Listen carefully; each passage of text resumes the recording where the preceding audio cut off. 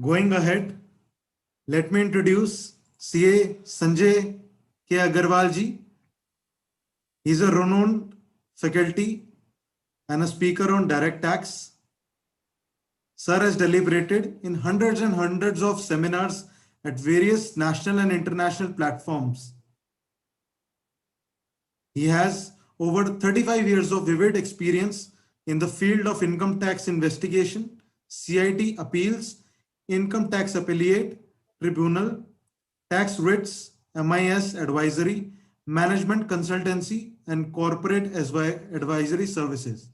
I won't take long to introduce Sir, and again would like to welcome you on behalf of Webtel, Sanjay sir. Thank you very much, Shubhamji. I am audible. Yes, sir. Loud and Yeah, clear, sir. yeah. Very much, Sanjay Babu, very much. Namaskar, sir. Namaskar. Namaskar, namaskar. Great. Welcome to this August program. Yeah, and I salute my elder brother in the council. When I was there, he was my mentor to guide me.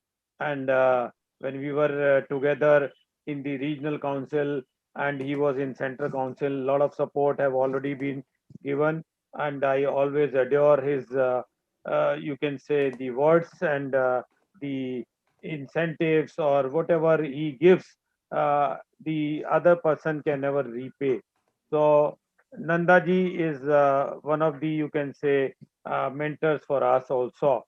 Shubhamji, thank you very much, and I'm also thankful to Rajiv Bhai for organizing the this first cutout session, wherein still some of the nuances are under study, and I hope we'll be able to get something more about it. So, uh, Positive.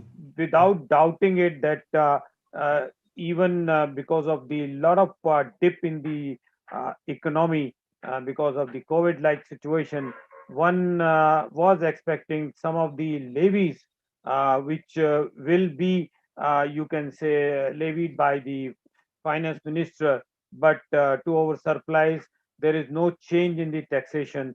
However, also there is nothing. Relief which has been given in the form of some enhancement in the deductions or in the slab rate, which was much talked in the pipeline. But let me tell you, friends, when this budget was to be presented, I think something which must have been uh, wavering the mind of the Honorable Finance Minister, that where to give and where to take, and that is the biggest problem for any person in a country like us, where thousands of crores of people are there, and the taxpayers are limited in numbers. But let me tell you, friends, before I go for my direct tax proposal, the rupee which will come into the main coffer of the government, out of that 15% is on account of GST, because a lot of boost is there, and government is buoyant about the, you can say, the collection of the GST.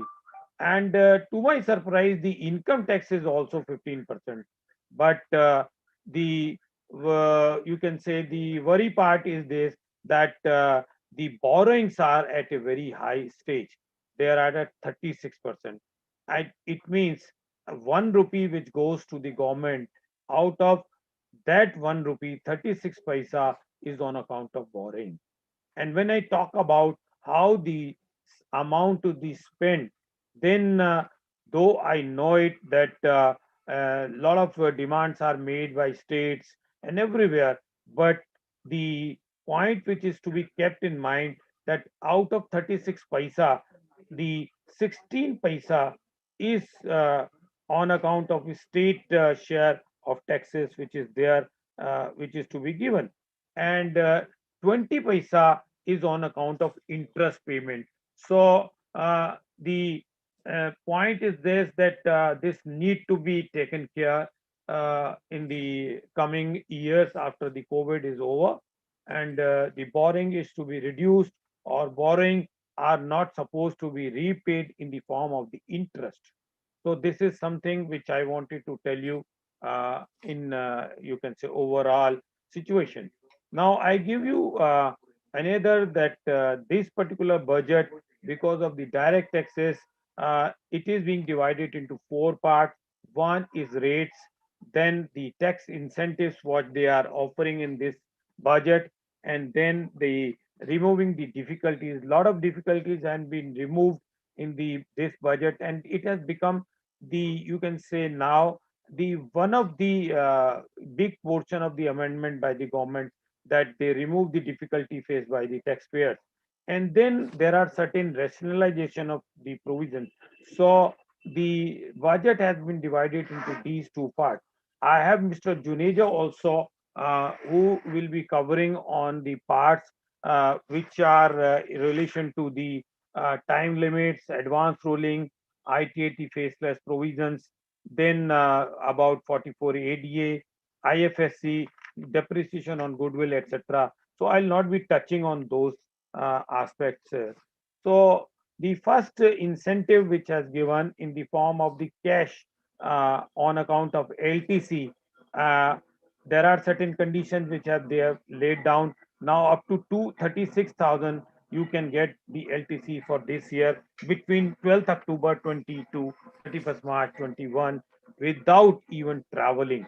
But the conditions which are there regarding the spending the amount on goods and services, wherein you must have also paid through an account pay the GST exceeding 12% or more than 12%.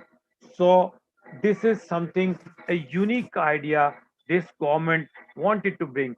At the time, they wanted to give to the taxpayer a money which is tax free, but at the same time, out of that, if money is to be taken from the taxpayer for the purpose of the development of the economy in the form of the spending and collection of the GST by way of spending.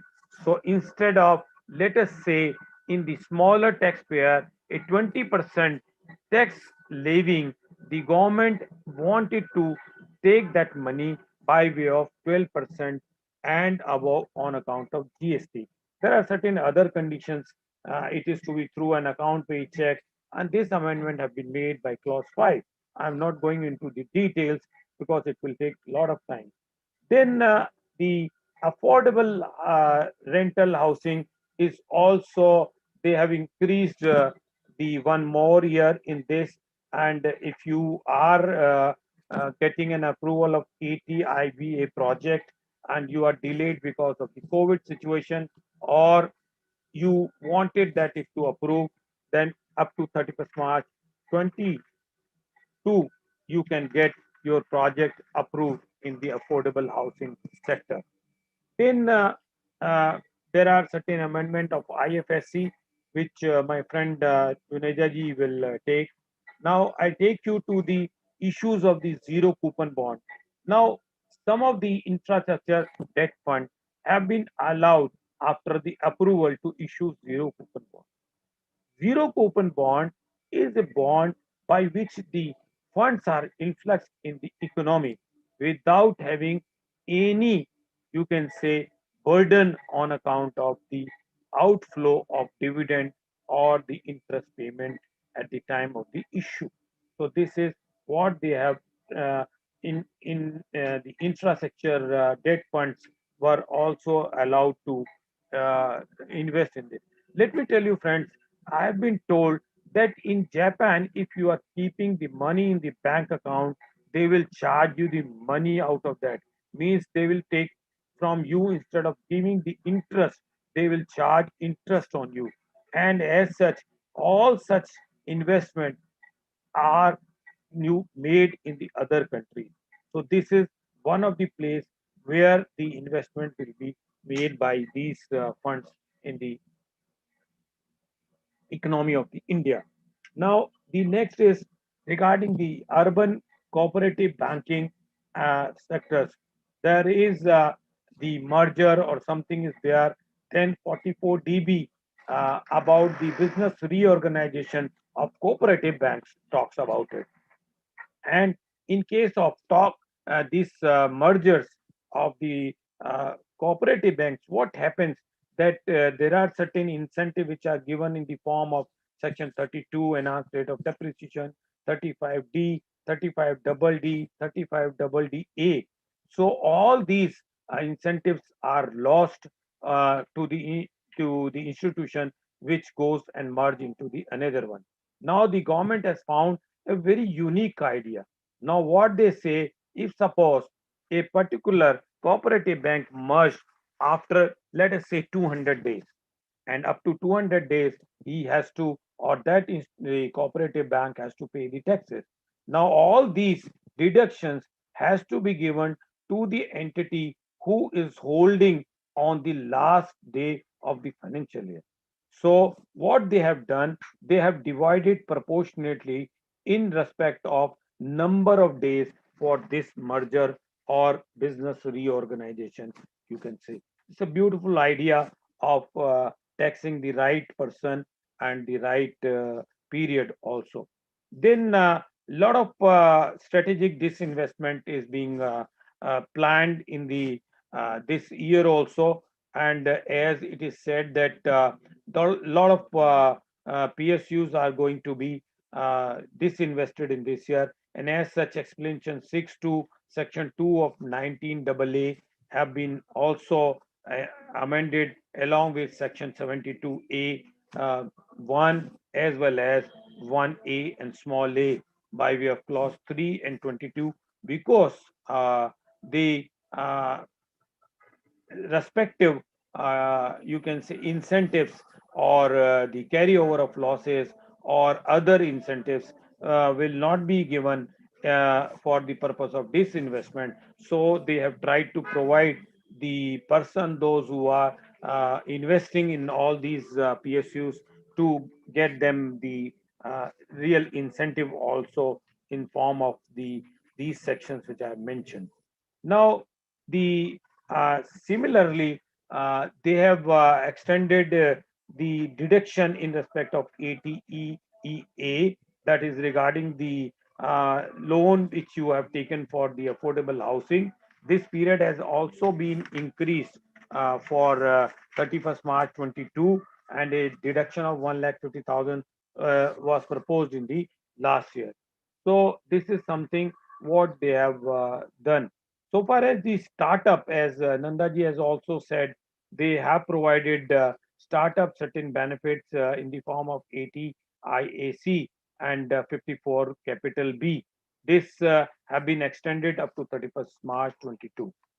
The next amendment which has been given in the form of the incentive is to the safe harbor rule in the domestic taxation in the cases of the business, you can say developers or the builders, those who are selling the properties as distress because of the circle rates are higher. So earlier it was 5%, then it was increased to 10%, and then now it is 20%. Any property by a builder which is being sold to a buyer, home buyer, will not be subject to deemed taxation for if that particular property is being sold between 12th of November of 2020 and 30th June 21. So if you are buying a house, then in that case, it will also not be taxable as a deeming income in the hands of the investor as well as in the hands of the builder. But this particular deduction or safe harbor rule is not available for individual seller and buyer. There, the safe harbor rule is only up to 10%. A lot of have been said by Honorable Finance Minister about the ease to senior citizens, those who are 75 plus, that they will not be required to file the return, but the conditions are very strict. If you have only pension income and interest income in only one bank, and where the prescribed bank takes the responsibility of deducting the tax on your interest and pension income, and also take the responsibility of giving you the benefit of chapter 6A investment as well as any 87 capital A benefit. And then in that case the senior citizens, those who are 75 plus, but if they have any other income like house property, capital gain, then in that case, this particular benefit is not available to them. I hope when a lot of demands will come, so the government will reconsider this point and they will put a some threshold limit on the senior citizenship income where if the tax has been deducted properly, in that case, they are not required to file the return also. So this is something a unique point once again. Next is the sovereign wealth fund and pension fund.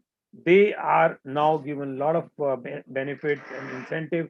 I'm not taking much of the time because I know that there are limitation of time, but these investment funds are allowed to invest through holding companies, through loan and borrowing. Then in NBFC company, there are certain restrictions on the commercial activities by these sovereign funds. So this is something which is very important in the this you can say this is a very large investment area. The next is the mismatch in the people those who come to our country while they are young, they remain in the other country, but at the same time, because in the foreign countries they have to invest certain amounts for their retirement, like the pension in the India for the government sector, the which is now not provided, and they are given the NPS, National Pension Scheme. So the in the you can say third world country, there is a system of investing into your salaries or your income partly into this pension funds. So what happens that the taxes on those pension funds are paid by the you can say the then citizens or the Indians in that country on receipt basis. However, in India, it is charged on accrual basis. So now to make it par, they are going to remove this mismatch situation and they will be subject to taxation. The rules will be prescribed for it. So this is what a new thing. Similarly, in the case of MAT, there are a lot of adjustments which are made because of advanced pricing agreements, or there are you can say secondary adjustment with the assessee, except those who are dealing in the international tax, they know it that sometimes they do not want to litigate and they pay the secondary adjustment taxes, and this results into the you can say revision of the earlier year their financials, and as such, the government have provided the benefit of rectifying such things, and also the giving the benefit of DTAA in respect of any dividend which has been disclosed because of the adjustment given in section 92 CE and 92 double C on account of advanced pricing agreements. The next is the TDS on the business trust is not required to be deducted, and as such, they have rationalized this for the financial foreign financial institution. And the 44 AB threshold limit everybody is talking about, but let me tell you, friends, it is should not to be treated as that there is a loss of any opportunity to the chartered accountant, but at the same time, a lot of other you can say the opportunities are there in the form of the investment and in the forms of various schemes which are there. Similarly, the people, those who are getting the dividend, sometimes they are getting the dividend after the passing of the date of the advance tax, and they have to pay the interest on the deferment because they do not know at that time, at the time of the advance tax installment, whether the dividend will come, but the tax is to be levied on the percentage basis of the annual income. The same problem was there in the capital gain also. So the capital gain, if you earn, then you have to pay advance tax in the quarter in which you earn, and you have to pay the balance tax of the earlier quarter also in the quarter in which you earn the income. The same have been done in case of the dividend. Now you have to pay the taxes, advance tax, only in the quarter when you earn the dividend also. So this is the some of the amendment which are there. Similarly, they have increased the limit for the registration of the education institution and the hospitals from 1 crore to 5 crore. You need not now from 21 onward not to register if you are having an education institution or an hospital up to 5 crore.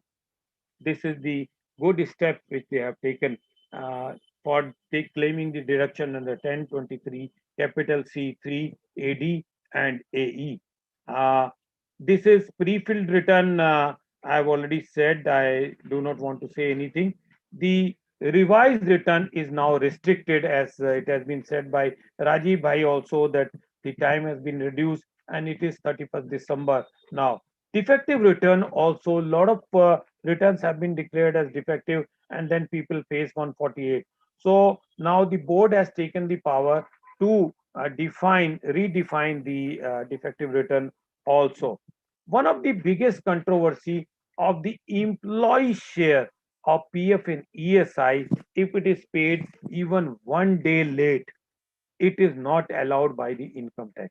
However, there are a lot of judgments wherein in the high courts it has been allowed, and the lot of litigation has been going on in account of adjustment under section 143(1)(a) if of the disallowance of non-payment of employee shares on the PF and ESI and superannuation funds. Now the amendment have been made. It has been made clarified from assessment year 21-22 that no case, no deduction will be given on account of even single day delay, neither in 36 nor in 43B, so far as employee share is concerned. ये अमानत में हलालत है, इसलिए जो है government इसके against में है. DRC, because they have removed settlement commission, and as such there is no, you can say, grievance redressal for the certain cases.